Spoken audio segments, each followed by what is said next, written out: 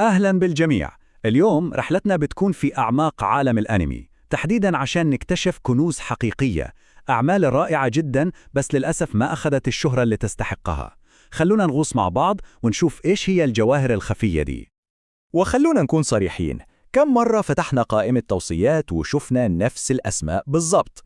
الإحساس ده بالملل من التكرار وإن عالم الأنمي كله محصور في كم عمل شعور حقيقي ومفهوم جدا. لما نتكلم عن الأنمي غالباً ما تسيطر دي الأسماء الكبيرة على كل شيء: ون بيس، هجوم العمالقة، جوجوتسو كايسن، قاتل الشياطين، بليتش. طبعاً كلها أعمال أسطورية ما عليها كلام، بس المشكلة إنها بتعمل ظل كبير جداً على أعمال تانية ممكن تكون بنفس الروعة. وده بالظبط السؤال اللي بيقودنا لموضوعنا اليوم. يا ترى إيش هي التحف الفنية اللي مستنية حد يكتشفها بعيد عن الأضواء والصخب؟ ده اللي رح نبحث عنه مع بعض. أول حاجة، خلونا نتفق على معنى أنمي مظلوم. المصطلح ده مش معناه إن الأنمي سيء أو تقييمه منخفض، أبداً. بالعكس، هو عمل فني ممكن يكون مستواه عالي جداً، لكن لأسباب مختلفة ما أخذ حقه، وده اللي بيخلي البحث عنه مغامرة ممتعة. الفئة الأولى اللي حنتكلم عنها هي يمكن تكون الأكثر حظاً سيئاً. أعمال ممتازة بس مشكلتها إنها صدرت في نفس الوقت مع أعمال ضخمة تانية أكلت الجو كله وسرقت كل الاهتمام. وأفضل مثال على كده هو أنمي أكيبا ميد وور اللي نزل سنة 2022. عمل فريد من نوعه، فوضوي وممتع بطريقة غريبة. طيب وهنا مربط الفرس، ليش الأنمي ده مظلوم؟ القصة نفسها مجنونة ومبتكرة، بس تخيلوا معايا توقيت النزول والمنافسة. الأنمي نزل في موسم كان حرفياً زحمة عمالقة. كل الناس كانت بتتكلم عن النهاية العبقرية لموب سايكو 100 وعن رجعة بليتش المنتظرة بعد سنين والضجة الهائلة اللي صارت على الحلقة الأولى من شينسو مان. فبكل بساطة العمل ده اتدفن وضاع وسط كل الأحداث دي. والاقتباس ده من موقع كولايدر بيشرح كل حاجة.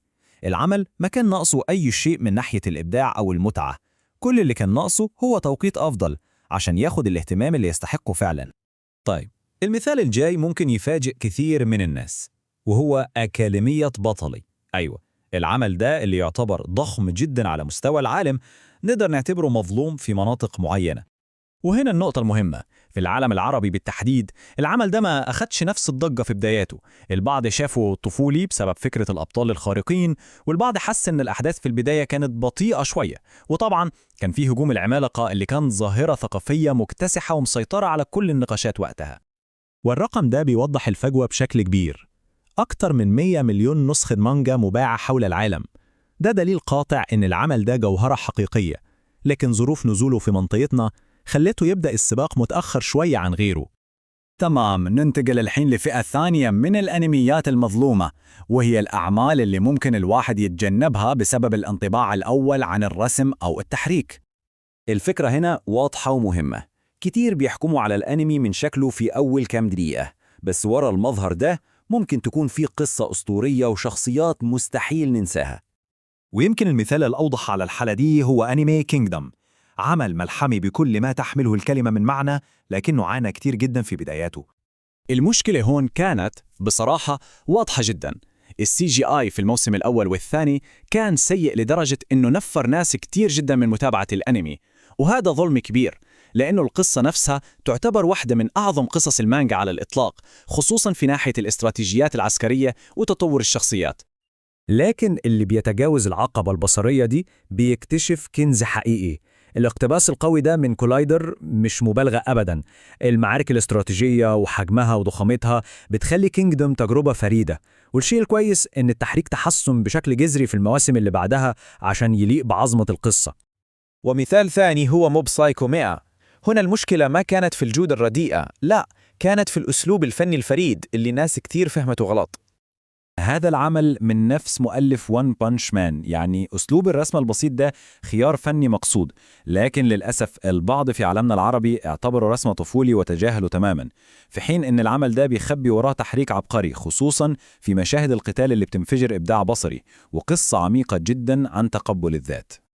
وأخيراً نوصل لفئة الكنوز المنسية، أعمال كلاسيكية أسطورية ممكن الجيل الجديد من محبي الأنمي ما سمع عنها أصلاً. شوفوا لمحة سريعة على كنوز الماضي دي. كيو كارا أوريوا، بيجسد روح وفكاهة التسعينيات بطريقة ما حصلت، مع شخصيات جانحة ومواقف كوميدية ما تتنسي.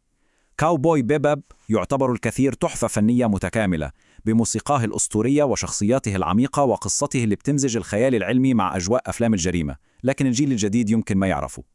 وأخيراً، برنسس توتو، اللي ممكن من اسمه يبان طفولي لكنه بيخبي قصة نفسية معقدة ومظلمة بشكل مدهش عن القدر وحرية الإرادة.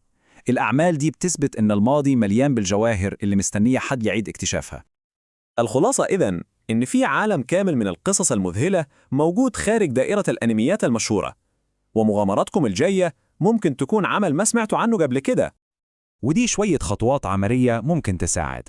لا تخافوا تجربوا أنمي رسمه غريب، ولا تتجاهلوا عمل لمجرد أنه قديم. والأهم من كل ده، ابحثوا بنفسكم، ولا تعتمدوا بس على اللي تقترحوا عليكم المنصات. هذا الاقتباس بيلخص كل شيء. المتعة الحقيقية في الاكتشاف هي لما نلاقي الجوهرة دي اللي ما حد كان متوقعها، وتصير عملنا المفضل الخاص فينا. والآن السؤال يبقى، بعد كل اللي استعرضناه، أي كنز من الكنوز المظلومة دي، أو يمكن كنز تاني تماماً، حيكون مغامرتكم الجاية في عالم الأنمي؟ الرحلة تبدأ الآن.